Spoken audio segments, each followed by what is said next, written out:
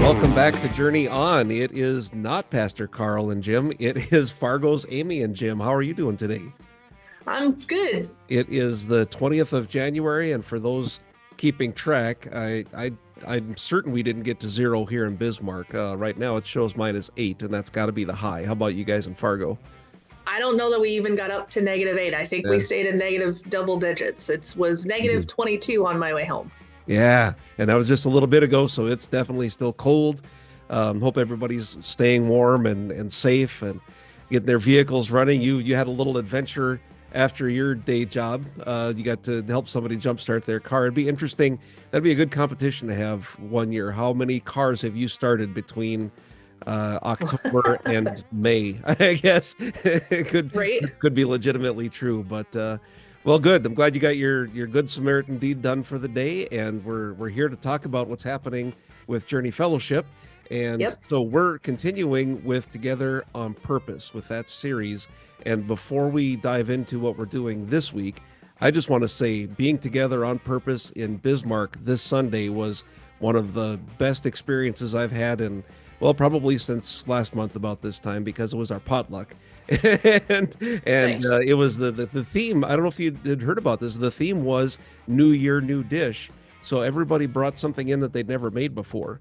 And I am very happy to report that as far as I'm concerned, and from what I heard from everybody else, there were no flops. Everything that people tried for the first time was, it tasted good, it looked good, and it sure sat good in the belly. Everybody left full and ready for a nap on Sunday. So thanks for that time of fellowship. We're grateful to everybody that participated, especially just the time together. I know in Fargo there's game nights and other times that your folks get together outside of the regular Saturday morning times as well. That's so important and I think helpful to continue growing our family.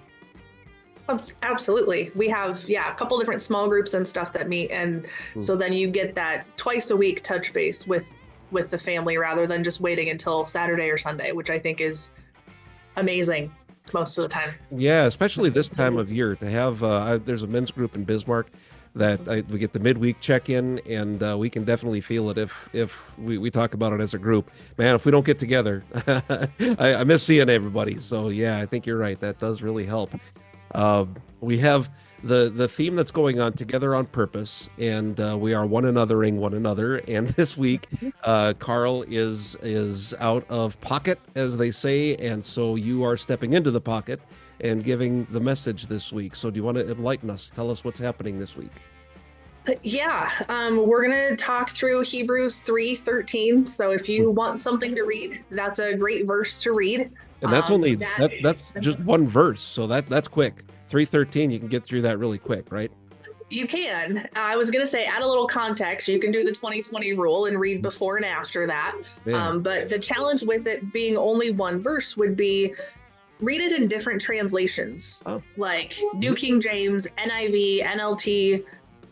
You can go to BibleGateway.com or whatever, or open the app on your phone and you can find 50 to 100 different translations. I was just going to look up the website that I was at when I was doing some other studying here, and that's the one, BibleGateway.com.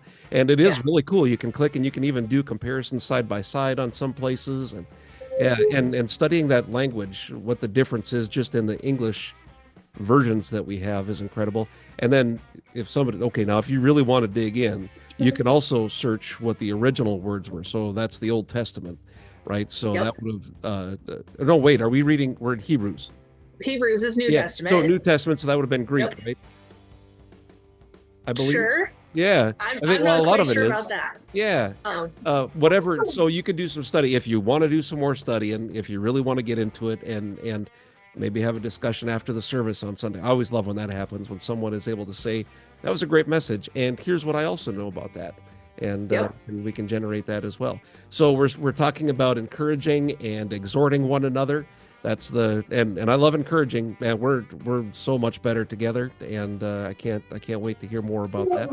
Now, are you planning to drive to Bismarck for you are? Okay. I am. That is Yeah. the plan, Yeah. weather permitting and stuff. But Right. so we'll record Saturday. So if nothing else, there'll be Oh, at least a sure. recording of it for Sunday. But the Yeah. plan is to be there early. I just got to figure out how early I need to leave.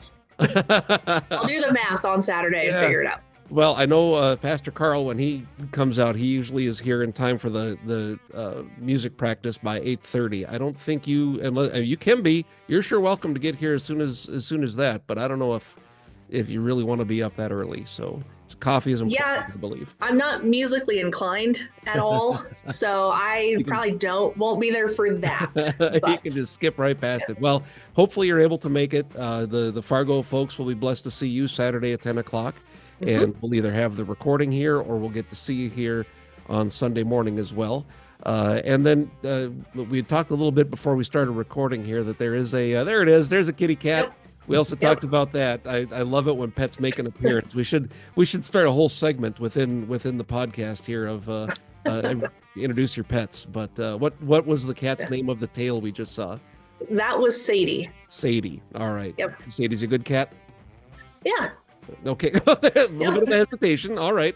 Well, most of the time. We'll call her 80% good cat. Every animal. We were talking earlier too that our pets are generally like toddlers, so sometimes they get to have breakdowns and moments of not listening to us. They all get that, but keeping our pets safe and warm is important this time of year too. So I'm glad you got them in there with you.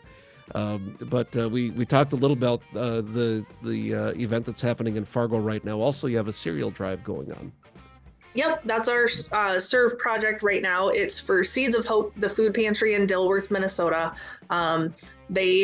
We've worked with them kind of on and off since last summer, and they said that cereal is one thing that they always need. So we actually did a drive for them last year, and we were able to get over 200 boxes for them. Wow. All right. They're only open one day a week, and they serve about 40 to 60 families every week. So we had enough to basically supply a solid month worth, I think. A month worth for Dilworth. That's actually a really good cereal drive. Okay, so you were part of that last year, right? Because the question I have, okay, what was the most common cereal that was donated? I didn't really pay attention to the flavors of the cereal. I just was trying to get the count for how many. I would imagine. Yeah. So don't be that person that just brings Raisin Bran. Bring something the kids will like, right? Yeah. Yep. I have gotten like one of every flavor when I've gone just to get stuff. Last year when we did it, every time I went to the grocery store for like that month, I would just get 1 to 4 boxes or whatever I could think of. And look for those sale items. And this year I've actually forgotten it. I haven't been inside the grocery store as much. So I was like, I just, made a bulk purchase before last Saturday just to get some in because I want to participate in. I think being awesome part of that. Yeah, being part of that can be a lot of fun when you get to go and have that shopping experience and know that you're doing something specifically good for someone, right? You're having that direct impact. So I know in Bismarck, so that's great. Fargo, everybody out there, opportunity to help serve. And in Bismarck, we have a committee that's coming together, a group of folks that are putting together more of the community outreach here as well. And they've talked in announcements here that more to come on that soon. So congratulations on putting that together. And we'll be praying that it's another successful Dilworth adventure. That's good. Yeah. And that's awesome that you guys are getting that going too. Cause I enjoy it a lot. I think finding those ways that we can just reach out in whatever form is one, I find it fun, but 2, it's just ways to do what we're called to do and be the hands and feet of Christ. So it's one of the gifts that people have, that outreach, and I admire folks that have that and put it to good use. And that's part of encouraging one another. If there's something great happening at one of our locations, then let's share that with the other. And I think that's part of what's continuing to grow us.